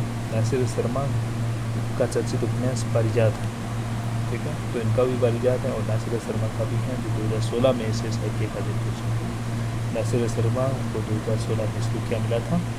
साहित्य अकादमी पुरस्कार मिला था। अन्य थे हरियोध की पहली गद्य रचना है वेनिस का बांका, ये अनुदित मानी जाती है। हरियोध की पहली गद्य रचना कौन सी है? वेनिस का बांका, वेनिस का बांका, जो कि अनुदित है। चर्चित नाटक है इनके हरियोध के एक रुक्मिणी परिणय और एक प्रद्युमन विजय व्यायोग, रुक्मिणी परिणय और प्रद्युमन विजय व्यायोग। वो चर्चित उनके उपन्यास से ये पूछे जाते हैं बार बार, दोनों याद होने चाहिए आपको। एक है ठेठंडी की ठाठ 1899, एक अधखिला फूल 1907। अधखिला है जो फूल वो है 1907 और ठेठंडी की ठाठ है 1998। प्रिय प्रवास की पंक्तियाँ हैं कि लख प्रसार अपार गिरिंद में ब्रज के धारा दिए सूत का, सकल लोग लगे कहने उसे उठा लिया उंगली पर श्याम। ठीक है, ये उनके प्रिय प्रवास की लख प्रसार अपार गिरिंद में ब्रज के धारा दिए सूत का, सकल लोग लगे कहने उसे उठा लिया उंगली से। ठीक है, द्विवेदी काल में ब्रज भाषा कविता करने वाले कवि हुए। द्विवेदी काल में ब्रज भाषा में अगर कविता करने वाले कोई कवि हुए हैं वो हैं जगन्नाथ दास रत्नाकर। इन्होंने 1866 से 1932 ईस्वी तक ब्रज भाषा का इन्हें टेनिसन भी कहा जाता है। 1866 से 1932 तक इन्होंने लिखा है और ब्रज भाषा का टेनिसन किसे कहा जाता है? तो जगन्नाथ दास रत्नाकर कहा जाता है, जिन्होंने लिखी थी बिहारी रत्नाकर लिखी। और दूसरे हैं सत्यनारायण कविरत्न, 1880 से 1918 के बीच में लिखा है। इन्हें ब्रज कोकिल कहा जाता है। सत्यनारायण कविरत्नों को कहा जाता है ब्रज कोकिल और जगन्नाथ दास रत्नाकर को कहा जाता है ब्रज भाषा का टेनिसन कहा जाता है। अब है आपका जगन्नाथ दास रत्नाकर। इनके काव्य संस्कारों की भाषा कैसी है? ब्रज भाषा, और इसी वजह से इन्हें ब्रज भाषा का टेनिसन भी कहा जाता है। ये ब्रज भाषा काव्य लेखन की अंतिम समर्थ कड़ी माने जाते हैं। और जगन्नाथ जकी जुड़ जाएगा, उपनाम से ही लिखा करते थे, उर्दू में शायरी करते थे। ये जकी नाम से उर्दू में क्या करते थे? जगन्नाथ दास रत्नाकर शायरी किया करते थे। ठीक है, उर्दू शायरी को छोड़कर ब्रज भाषा काव्य लेखन में आए। उर्दू की शायरी नहीं छोड़ी और ब्रज भाषा काव्य लेखन में आए। ये अयोध्या के राजा प्रताप नारायण सिंह के मुख्य सचिव, अयोध्या के राजा हुए हैं प्रताप नारायण सिंह के मुख्य सचिव रहे। उन्होंने बिहारी सत्सई की टीका बिहारी रत्नाकर 1925 में खड़ी बोली में रचित के नाम से लिखी और बिहारी सत्सई पर लिखी गई सर्वाधिक प्रमाणिक टीका, जिसमें कुल 719 दोहों का क्या मिलता है? समाहार मिलता है, स्थान मिलता है। ठीक है, तो ये किसके सचिव थे? तो राजा प्रताप नारायण सिंह के, जो अयोध्या के राजा थे। और इन्होंने प्रमाणिक रचना बिहारी सत्सई की बिहारी रत्नाकर लिखी है, कब लिखी है? 1925 में लिखी है, खड़ी बोली में लिखी है और बिहारी सत्सई पर लिखी गई सर्वाधिक प्रमाणिक है। 719 इसमें दोहे मिलते हैं। रत्नाकर ने पोप की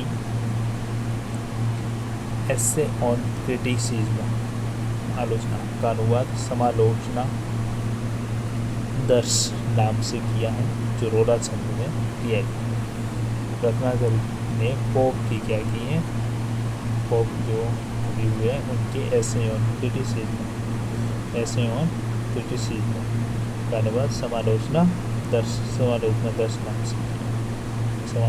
नाम से किया है। ये कवि ये अनुवाद इन्होंने रोड़ा छंद में किया है। पोप एसे ऑन क्रिटिसिज्म का अनुवाद समालोचना।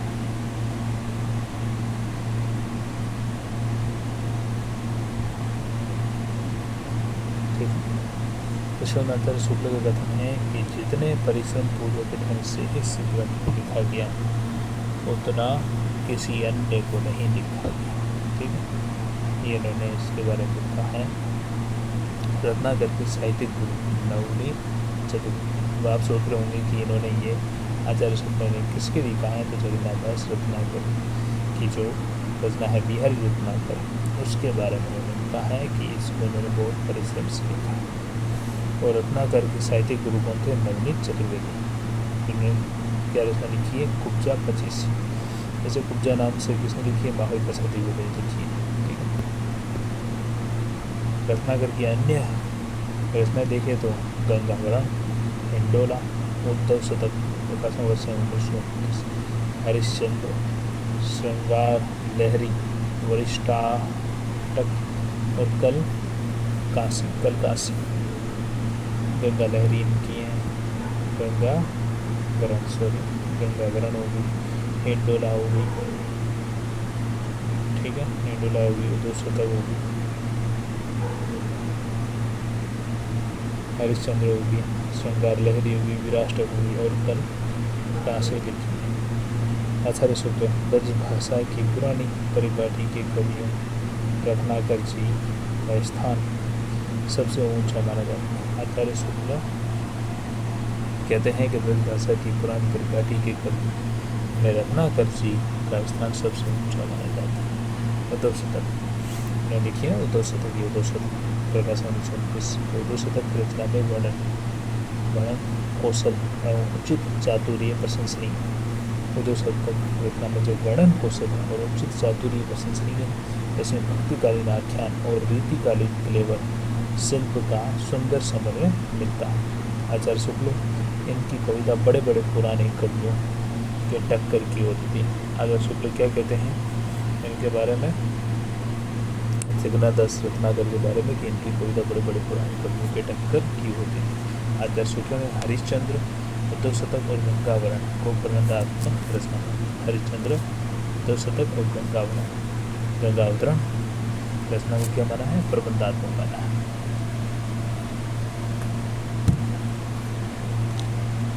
अब आगे ब्रज कोकिल को पढ़ते हैं।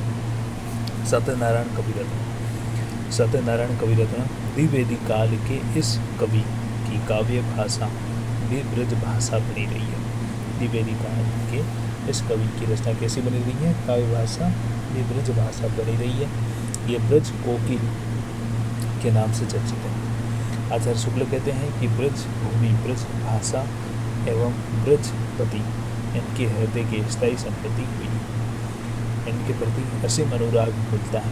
एक बार इंदौर के सम्मेलन में आचार्य शुक्ल की मुलाकात कविरत्नों के साथ हुई। वहाँ की मिट्टी, वहाँ पर इनकी मुलाकात हुई आचार्य शुक्ल से इंदौर में।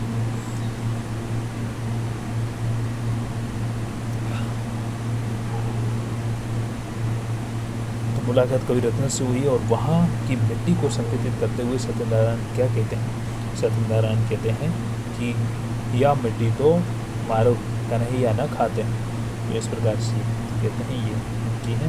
और इनकी रचनाएं देखें तो वंदे मातरम, करुणाकृतम, वंदे मातरम इनकी है, करुणाकृतम है और हृदय तरंग।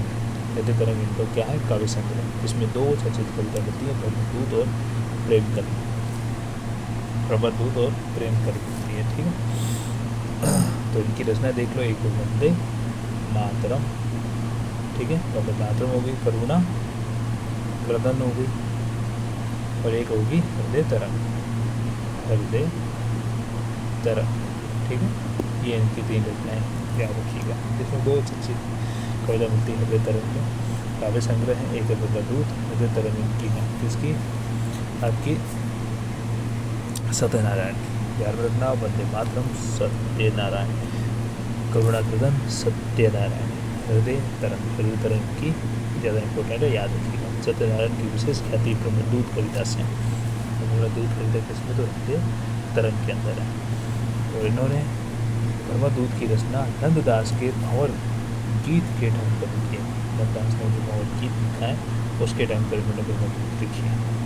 ब्रह्मदूत में वियोग श्रृंगार से भी ज़्यादा क्या मिलता है? वियोग वात्सल्य मिलता है। ब्रह्मदूत में क्या मिलता है? वियोग वात्सल्य ज़्यादा मिलता है। माता यशोदा भारत माता के रूप में चित्रित है। माता यशोदा इसमें भारत माता के रूप में चित्रित है। माता यशोदा के द्वारा कवि ने स्त्री शिक्षा, राष्ट्रीय शिक्षा जैसे सवालों को उठाया गया। माता यशोदा के द्वारा कवि ने स्त्री शिक्षा, राष्ट्रीय शिक्षा जैसे सवालों को उठाया गया। के द्वारा कवि ने स्त्री शिक्षा और राष्ट्रीय शिक्षा जैसे सवालों को उठाया। और भ्रमर गीत जैसे परंपरागत विषय को कितना आधुनिक बनाकर प्रस्तुत किया जा सकता है, इसका प्रमाण मिलता है।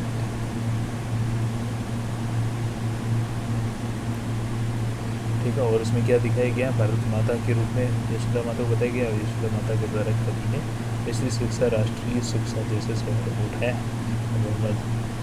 भ्रमर गीत जैसे परंपरागत विषय को कितना आधुनिक बनाया जा सकता है, इसका प्रभाव मजबूत है।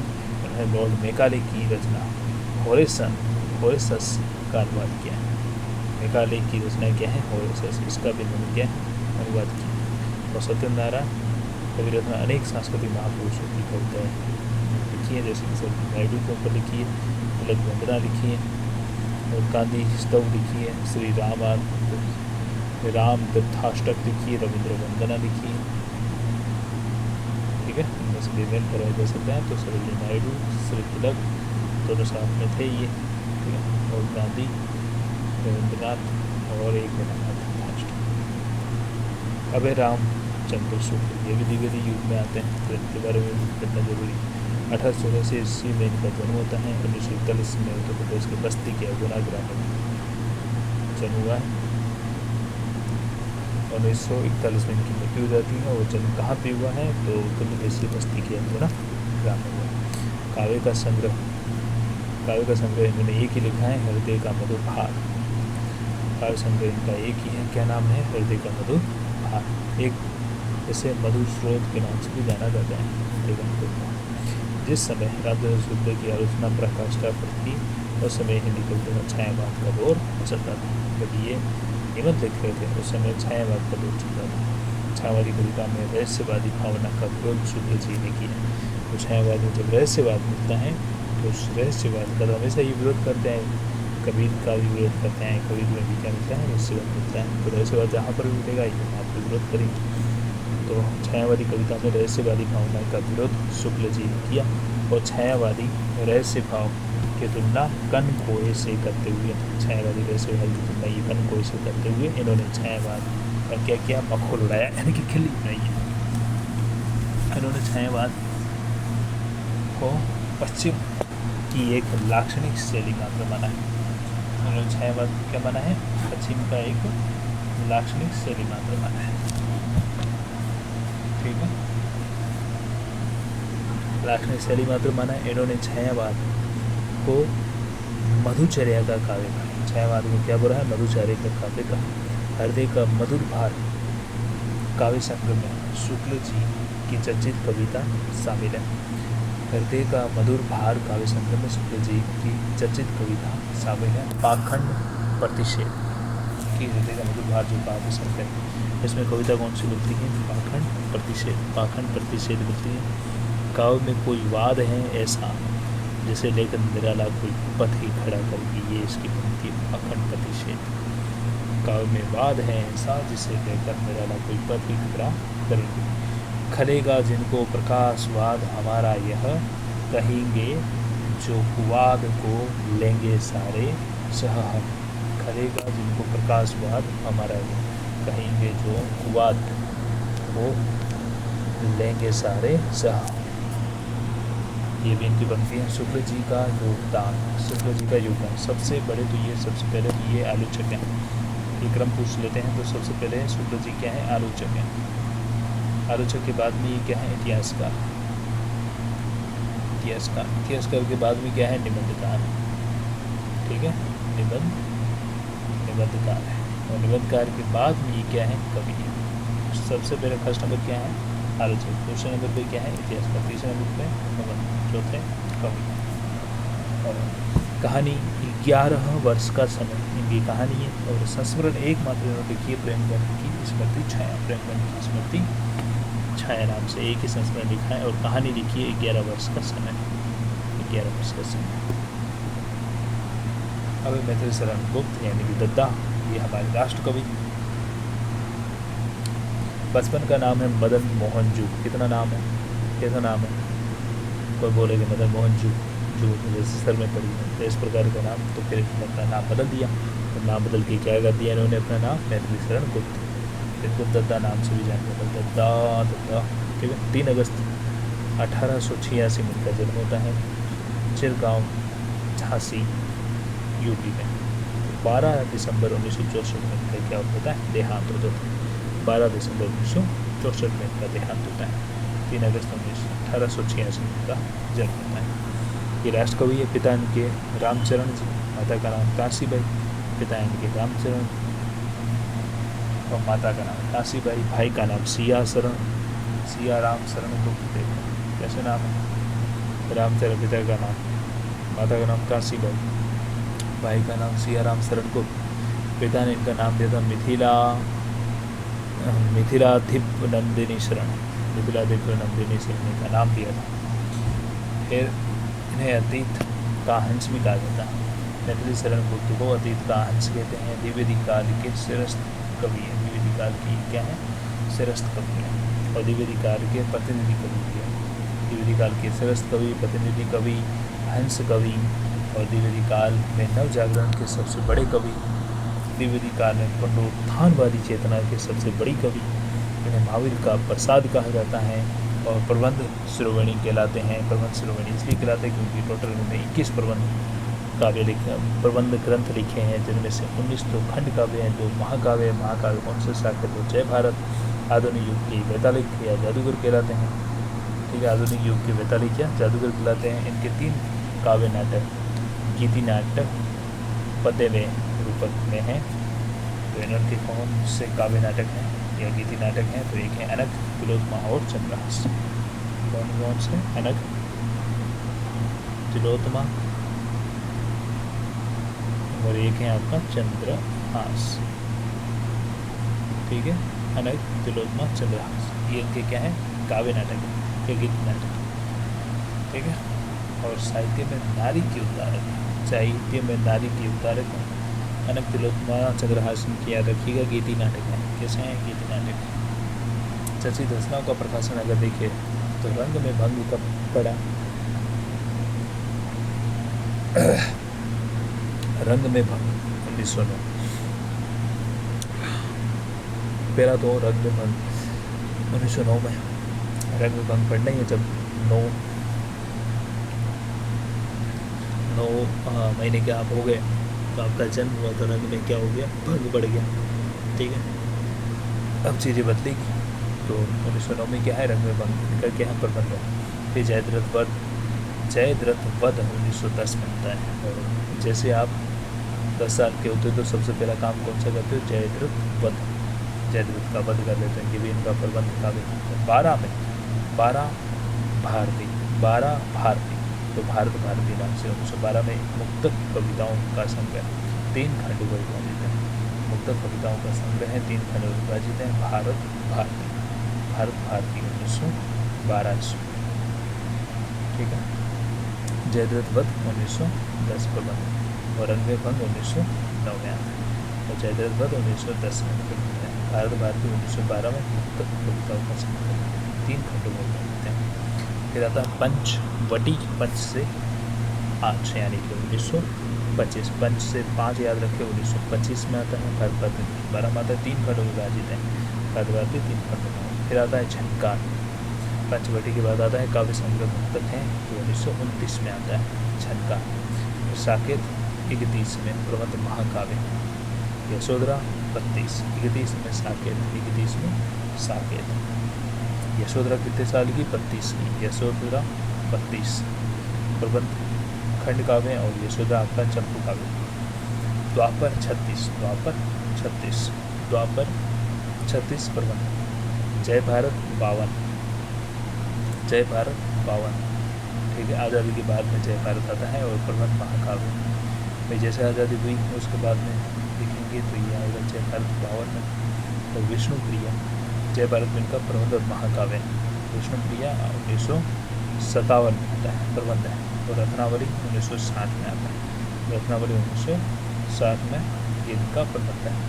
विष्णु प्रिया 57, 52 में जय भारत, द्वापर 36, यशोधरा 32 और साकेत 31, 12 में झनकार 29, पंचवटी 25 और भारत भारती 12, जयद्रथ 10 में, 9 में रत्नावली 60। अन्य इनके रचनाएँ देखें तो प्लासी का युद्ध है, ठीक है, प्लासी का युद्ध हो गया, व्रत संहार हो गया, ये सब अनुदित हैं, चारों ही अनुदित हैं। प्लासी का युद्ध, व्रत संहार, गृहिणी, प्रंजांगना, मेघनाद वध है, अपन मेघनाथ बोल देते हैं, तो मेघों का नाथ तो हमें से ना, मेघनाद वध है, मेघनाद वध। इसके बाद में ये चारों क्या है, अनुदित होते हैं। प्लासी का युद्ध, व्रत संहार, गृहिणी, प्रंजांगना, मेघनाद वध, ठीक है। जैनी सैरंद्री, ये कीचक वध से प्रसंग है, इसमें सैरंद्री उसको कहते हैं, द्रौपदी कहते हैं।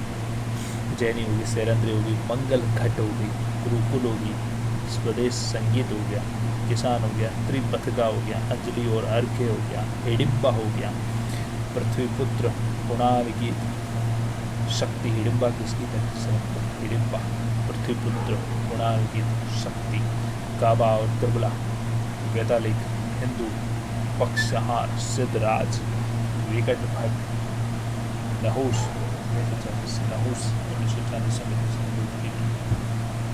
ठीक है, और वन वैभव, शकुंतला, सुकवि संकीर्तन, पद्य प्रबंध, रचनाओं का विश्लेषण।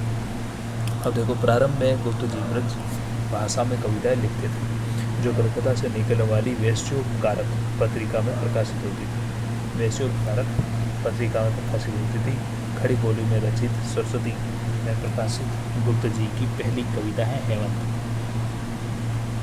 खड़ी बोली में रचित सरस्वती पत्रिका में प्रकाशित उनकी पहली कविता कौन सी है, हेमंत, 1905 में आती है। तो प्रारंभ में गुप्त जी किसमें लिखा जाती है, ब्रज भाषा में, और कलकत्ता से निकलने वाली वैश्योपकारक पत्रिका में ये लिखा जाती है। अब रंग में भंग इनकी कब आती है, 1909 में आती है, और गुप्त जी का पहला प्रबंध व खंड काव्य और ऐतिहासिक श्रेणी का है। जयद्रथ वध 1910 में आता है। गुप्त जी का ये पौराणिक और मिथिकीय चेतना का प्रबंध खंड काव्य है, और इसकी पंक्ति है कि अधिकार खोकर बैठना यह महादुष्कर्म है, न्याय अपने बंधु को बिठा देना महाधर्म है, धरती हिलकर नींद उड़ा गए। वैसे तो गुप्त जी पर गांधीवाद का प्रभाव अधिक दृष्टिगोचर होता है, लेकिन जयद्रथ वध भारत भारती में उग्र राष्ट्रवाद का प्रभाव भी देखा जाता है। भारत भारती देखो 1912 में आती है, ये इम्पोर्टेंट है। ये नवजागरण की सबसे बड़ी रचना है, नवजागरण की सबसे बड़ी रचना पुनरुत्थानवादी चेतना। इस नवजागरण की सबसे बड़ी रचना पुनरुत्थानवादी चेतना, इस रचना में सर्वाधिक मिलती है। ये रचना मुक्तक शैली में रचित है, इसमें अलग अलग शीर्षकों से छोटी छोटी कविताएं संकलित हैं। ये संपूर्ण रचना 3 खंड में विभक्त है।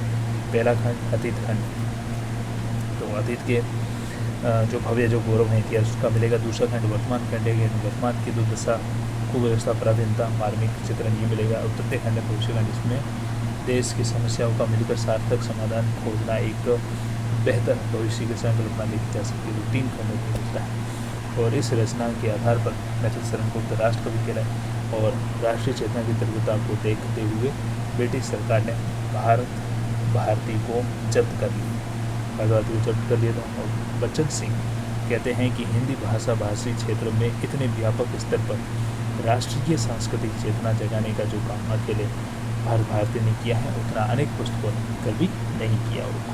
ये कौन कहते हैं, बच्चन सिंह कहते हैं कि हिंदी भाषा भाषी क्षेत्र में इतने व्यापक स्तर पर राष्ट्रीय सांस्कृतिक चेतना जगाने का जो काम अकेले भारत भारती ने किया है, उतना अनेक पुस्तकों ने मिलकर भी नहीं किया है। वे और भी क्या कहते हैं कि वे धर्म के क्षेत्र में विशेषता, द्वैतवादी विचारों में गांधीवादी और साहित्य में अभिधावादी। वे धर्म के क्षेत्र में विशेषता, द्वैतवादी विचारों में गांधीवादी और साहित्य में अभिधावादी हैं। डॉक्टर बच्चन सिंह का मानना है कि भारत भारती रचना के आधार पर ही मैथिली शरण गुप्त जी हिंदू राष्ट्रवादी कवि के रूप में स्थापित हुए। डॉक्टर बच्चन सिंह का मानना है कि भारत भारती रचना के आधार पर मैथिली शरण गुप्त जी हिंदू राष्ट्रवादी कवि के रूप में स्थापित हुए हैं। डॉक्टर भजन सिंह का मानना है कि भारतीय रचना के आधार पर ही मैथिली को हिंदू राष्ट्रवादी कवि के रूप में स्थापित हुए। जनता की तरफ से गांधी जी ने 1936 में गुप्त जी को राष्ट्रकवि कहा। जनता की तरफ से गांधी जी ने 1936 में क्या कहा है, राष्ट्र कवि कहा। भारतीय मुख्यतः हरिगीति का छंद मिलता है। क्या मिलता है, हरिगीति का छंद। ध्यान में रखिएगा, भारतीय में कौन सा छंद मिलता है, हरिगीति का, इंपॉर्टेंट है। और ये गुप्त जी का प्रिय छंद है, हरिगीति का क्या है, प्रिय छंद है। मैथिली गुप्त ने हाली मुसद्दे हाली यानी कि मुसहाय मदोजरे इस्लाम की प्रतिक्रिया में भारती की रचना की। ध्यान रखना, हालीकृत जो मुसद्दे हाली मुसहाय मदोजरे इस्लाम की प्रतिक्रिया में भारती लिखिए। और मुसद्दे हाली में मुसलमानों के इस्लाम के अतीत का गौरव ज्ञान और वर्तमान में पराभावना और भविष्य की चिंता व्यक्त की गई। यद्यपि भारती से 7 वर्ष पूर्व केपी ने मुसद्दे केपी भारत दर्पण 1905 की रचना की, जिसमें भारत देश की महिमा की प्रशंसा की गई। तो भारती से 7 वर्ष पहले केपी ने भी मुसद्दे केपी नाम से क्या किया, भारत दर्पण 1905 ईस्वी में रचना में भी भारत देश की महिमा की प्रशंसा की। इस प्रकार गुप्त जी ने भारती में शैली तो हाली से ली है, लेकिन जमीन के बीच से ली है और उस पर अपनी भारतीयता का रंग चढ़ा दिया। ये कौन कहते हैं, बचन सिंह कहते हैं। भारती में अभिध्यार्थ, सौंदर्य, ओजस्विता, ओजधर्मिता, राष्ट्रीय जागरण, अतीत का गौरव, वर्तमान की दुरावस्था, भविष्य की चिंता, नव जागरण के स्वर, चित्रात्मकता, पुनरुत्थानवादी चेतना, नैतिकता, आदर्शवाद की प्रधानता, उपदेशात्मकता, मुक्तक शैली, तुकबंदी योजना, स्वाभाविक अलंकार योजना भी की जा सकती है। भारतीय द्विवेदी काल की या मैथिली शरण गुप्त की प्रतिनिधि रचना है। देश प्रेम का भाव अभिध्यार्थ सौंदर्य में देखा जा सकता है। भारती में आद्योपांत अतीत का गौरव नहीं मिलता है। भारती में आद्योपांत अतीत का गौरव नहीं मिलता है। देश प्रेम अभिध्यार्थ सौंदर्य मिलता है। द्विवेदी काल की रचना है। पंचवटी 1925 खंड काव्य प्रबंध है। पहली पंक्ति इसमें मिलती है, पंचवटी में मिलती है। या भी खंड काव्य प्रबंध जाने चारू चंद्र की चंचल खेलने खेल जलथल में मानवीकरण अलंकार से मिलता है। इस रचना में सूर्पनखा प्रसंग किसमें मिलता है, पंचवटी में मिलता है। गोल का पोल पलट कर इसमें आपके गिरस भयानक रस, गोल का पोल पलट कर सहसा बने पिंडों के छत्तों से, कुंडकली से दांत हो गए बढ़, वराह की दाढ़ों से हिलने लगे उष्ण सांसों से, होठ लबालब लत्तों से, विकृत भयानक रुद्र रस प्रकटा पूरी बाड़ों से। इसमें आपका अंग्रेज कौन सा है, भयानक रस है। पंचवटी प्रसंग से सबसे लंबी कविता मैंने भी लिखी है। और झनकार 1929 में आती काव्य संग्रह है। झनकार की कविताओं में रहस्यवादी भावनाओं की अभिव्यक्ति हुई है। रहस्यवादी भावनाओं की अभिव्यक्ति किसमें हुई है, झनकार 1929 रहस्यवादी। छायावाद कविता की भांति लंबी चौड़ी विरह वेदना मिलती है। इसमें झनकार में विरह वेदना भी मिलती है छायावादी कविता की भांति। छायावादी प्रसिद्धि पर इस रचना में असीम के प्रति उत्कंठा का भाव मिलता है। आचार्य शुक्ल ने मैथिली शरण गुप्त को छायावाद का प्रतीक माना है और दूसरा कुतुल पांडे को माना है। चातक खड़ी चोंच खोले, ये आपकी झनकार की पंक्ति। चातक खड़ी चोंच खोल हैं, संपुट खोले सिप खड़ी, मैं अपना घर लिए खड़ा हूँ, अपनी अपनी हमें पड़ी। ये आपके झनकार की। साकेत 1931 में आती रामकथा पर लिखा गया खड़ी बोली हिंदी का पहला प्रबंध महाकाव्य। साकेत महाकाव्य कितने सर्ग हैं, तो 12 सर्ग हैं। साकेत जो है पाली भाषा का शब्द है, जिसका शाब्दिक अर्थ क्या होता है, अयोध्या होता है। साकेत के आधार पर ही मैथिली शरण गुप्त को आधुनिक काल का क्या कहा गया है, तुलसीदास। आधुनिक काल का तुलसीदास ने किसने बोला है, तो गणपति चंद्र गुप्त ने निकलता है। किसके आधार पर, साकेत के आधार पर। साकेत का शाब्दिक अर्थ क्या होता है, अयोध्या होता है। ठीक है। तो लक्ष्मण की पत्नी उर्मिला को केंद्र में रख के साकेत की रचना की गई है। और 8वें सर्ग में चित्रकूट सभासद मिलता है। 8वें सर्ग में क्या मिलता है, चित्रकूट सभासद मिलता है। और पागल सिंह, इसकी पंक्ति देखो। पागल से प्रभु के साथ चला सभा चिल्लाई, पागल से प्रभु के साथ सभा चिल्लाई, 100 बार धन्य व एक लाल की। तो यहाँ पागल उपमान है, सभा उपमेय है, सी वाचक शब्द है, उच्चिलाई साधन धर्म पूर्ण उपमान अलंकार है। यहाँ पे वह सिंहनी थी अब हा को मुखी गंगा, ये भी उर्मिला के लिए है, उसमें उर्मिला के लिए। तो इस रचना में गांधीवादी प्रभाव सर्वाधिक मिलता है साकेत में। गुप्त जी ने 1914 में ही साकेत की रचना प्रारंभ कर दी, जो कि 1931 में कर दी गई। 1918 तक साकेत की 5 सर्गें, टोटल इसके 12 सर्गें, और 8 में क्या पंचवटी वाला, ठीक है, पंचवटी सॉरी त्रिकूट सभा प्रसंग, ठीक है। और 8वें सर्ग में त्रिकूट सभा प्रसंग मिलता है। इस सर्ग में उर्मिला लक्ष्मण का साइक मिलन मिलता है। और 19वां सर्ग में उर्मिला का विरह वर्णन का मतलब विरह वर्णन के लिए विख्यात है इनका नवा सर्ग। और 10वें सर्ग में भी उर्मिला का विरह वर्णन मिलता है, यानी कि 9 और 10 में तो विरह वर्णन है। और क्षणिक इनका जो उर्मिला और लक्ष्मण का मिलन होता है वो आगे में होता है।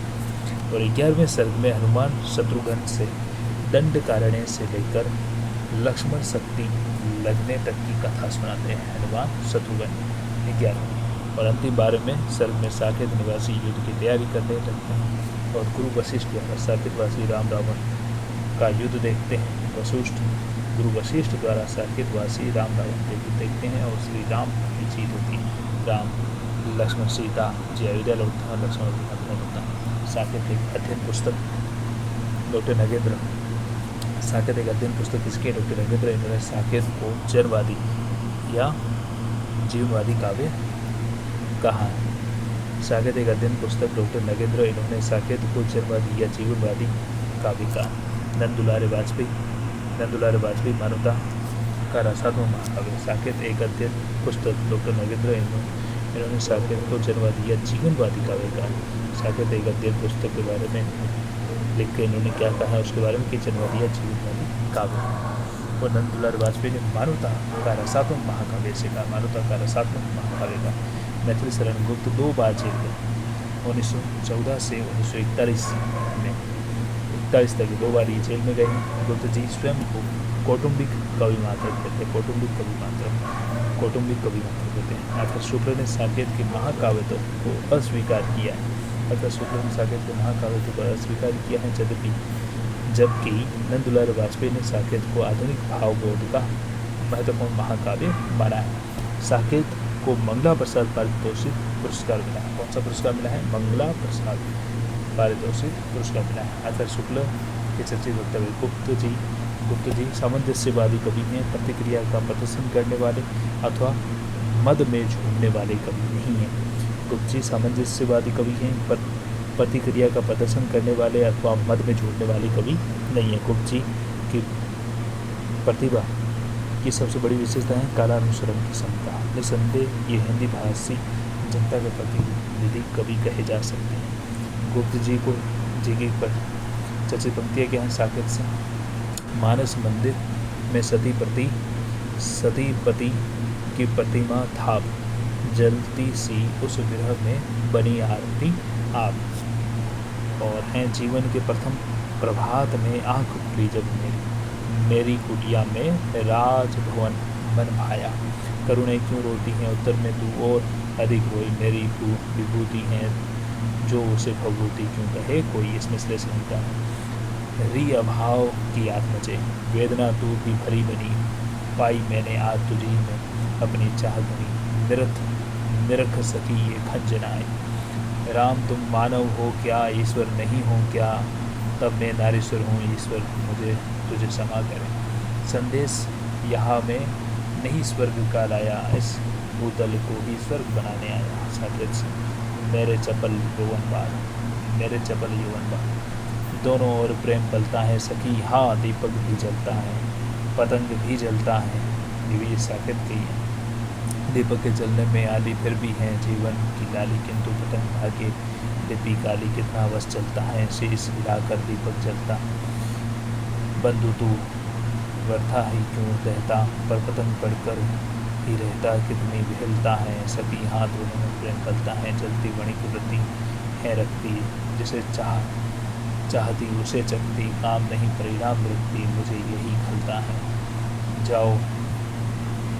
जाओ यदि जा सको रोन हमको यहाँ यों कह पथ में लौट गए बहुजन वहाँ। साकेत के राम महापुरुष के रूप में चित्रित किए गए हैं। जयशंकर प्रसाद ने कहा है कि गुप्त जी ने राम के चरित्र के द्वारा मानव के सदैव रूप को दिखलाया। मधुशरण गुप्त के उपनाम रसिक केंद्र मिलता है, मधुप मिलता है, भारती मिलता है, रसिक बिहारी मिलता है, स्वदेश मिलता है, मधुप इनका है तथा गुप्त जी रतिकेश रसिक बिहारी रसिकेंद्र बिहारी भारतीय आदि उपनामों से गुप्त जी ने लिखा है। माइकल मधुसूदन दत्त की रचना मेघनाद वध 1861 का अनुवाद गुप्त जी ने मेघनाद वध 1927 शीर्षक से मधु उपनाम से किया। कौन से उपनाम से किया है? मधु उपनाम से अनुवाद किया।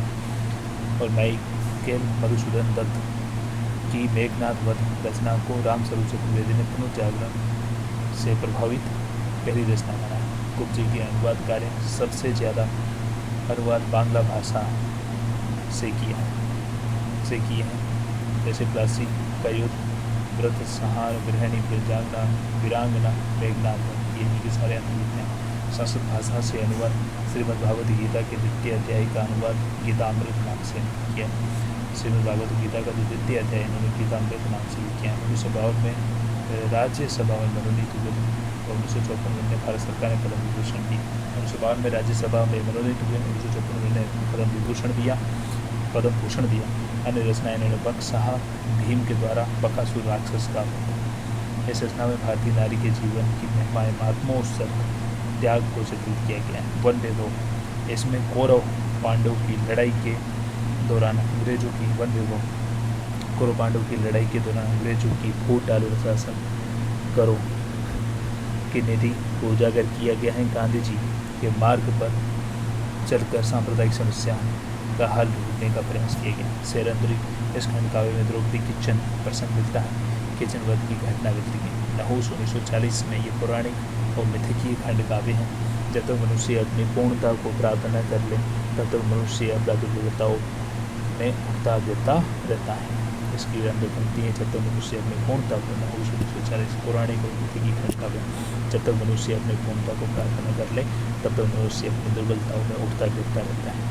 भारतेंदु के पिताजी गोपाल दास गिरधर दास ने 1857 ईस्वी में नहुस शीर्षक से नाटक लिखा है, जिसे भारतेंदु ने हिंदी का पहला नाटक माना है। गुरुकुल ऐतिहासिक खंड काव्य है। इस रचना में सिख गुरुओं को आधार बनाया गया है। गुरुकुल सिख गुरुओं को आधार बनाया गया है और हिंदू मुसलमानों और सिखों को मिलकर रहने की सीख दी गई है। जैन ये रचना मार्क्स की पुत्री पर लिखी गई है। खंड काव्य और पूंजीवाद का इसमें विरोध मिलता है। शक्ति 1928 में इसमें देवासुर संग्राम के पृष्ठभूमि दिखाई गई। देवासुर संग्राम की शक्ति के अंदर पौराणिक ऐतिहासिक रचनाएं संदेश शक्ति के व्यक्तिकरण से महान शक्ति का निर्माण होता है। हिंदू 1928 में हिंदुओं की दुर्दशा का चित्रण। किसान 1917 में आती है। खतरे में कौन किसान 1917 किसान भारतीय किसान की दुर्दशा का चित्रण मिलता है। साथ ही साथ भावी किसान आंदोलन की रूपरेखा देखी जा सकती है। स्वदेश संगीत देशभक्ति के भाव से परिपूरित गुप्त जी की कविताओं का संग्रह है। स्वदेश संगीत अनग और कुणाल गीत तिलोत्तमा ये तीनों अनग हैं। कुणाल गीत तिलोत्तमा है। ये तीनों रचनाएं बौद्ध संस्कृति और बुद्धकालीन परिवेश को आधार बनाती है। 1932 में यशोधरादि ऐतिहासिक श्रेणी का खंड काव्य चंपू काव्य से भी रचा गया। यशोधरा का काव्य रूप के साथ प्रबंध भी चंपू काव्य खंड काव्य है। चर्चित पंक्तियाँ सखी यशोधरा की सखी वे मुझसे कहकर जाते हैं कहते तो क्या तुझको अपनी बदबाधा ही पाते थे, ये यशोदा कह रही है। और अबला जीवन हाय तुम्हारी यही कहानी असल में है दूर आँखों में पानी। ये सुधा लक्ष्मण शब्द व्यंजना है। विष्णु प्रिया यह भी ऐतिहासिक श्रेणी का खंड काव्य है। विष्णु प्रिया चैतन्य महाप्रभु की पत्नी है और अबला की भाई से भागी से भी दुर्बल निकले नारी निकले तो सती हैं, नरपति कहा कर चल निकले। सहने के लिए बनी है सह तो दुखिया नारी, ये भी विष्णुप्रिया की पंक्ति है। और सिद्धराज ये ऐतिहासिक श्रेणी का खंड काव्य है। गुजरात के सोलंकी राजा जय सिंह सिद्धराज पर रचित है। विकट भट्ट ऐतिहासिक श्रेणी का खंड काव्य है। जोधपुर के राजा मानसिंह पर लिखी गई ये रचना है। विकट भट्ट जोधपुर के राजा मानसिंह पर गुप्त जी की पहली अतुकांत रचना मानी जाती है। और भारत भारती से चर्चित पंक्तियाँ हैं। हे मातृभूमि, उस सत्य ही सगुण मूर्ति सर्वेश की, हम कौन थे, क्या हो गए और क्या होंगे अभी, ये भी इसकी पंक्तियाँ। भूलोक का गौरव, प्रकृति का पुण्य लीला स्थल कहाँ है, नीलांबर परिधान हरित पर सुंदर हैं, द्विवेदी काल के अन्य कवि।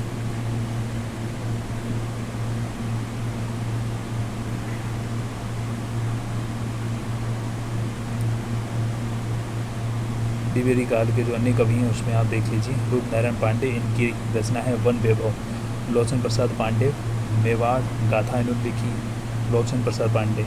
प्रवासी लिखी है, महानदी लिखी है, मृगी दुख मोचन लिखी है, और ठाकुर गोपाल शरण ने लिखी है मानवी, ज्योतिषमती और मेधावी। द्वारिका प्रसाद मिश्र ने कृष्णायन लिखी है। लाला भगवान दीन ने वीर सतराणी, वीर पंचरत्न और वीर बालक लिखी है। श्याम सुंदर दास और रामचंद्र शुक्ल भी द्विवेदी काल के हैं। वियोगी हरि, वीर सत्सई लिखी और ब्रज माधुरी लिखी है। वीर सत्सई और ब्रज माधुरी कांता प्रसाद गुरु ने भैंसा सुरवत की, कांता प्रसाद गुरु ने जो हिंदी के पाणिनि कहलाते हैं उन्होंने भैंसा सुरवत की प्रबंध और ब्रजभाषा में लिखी है। और राष्ट्रीय जातीय शब्द का सर्वप्रथम प्रयोग महावीर प्रसाद द्विवेदी ने किया। आगे अपन छायावाद अपन नेक्स्ट में पढ़ेंगे।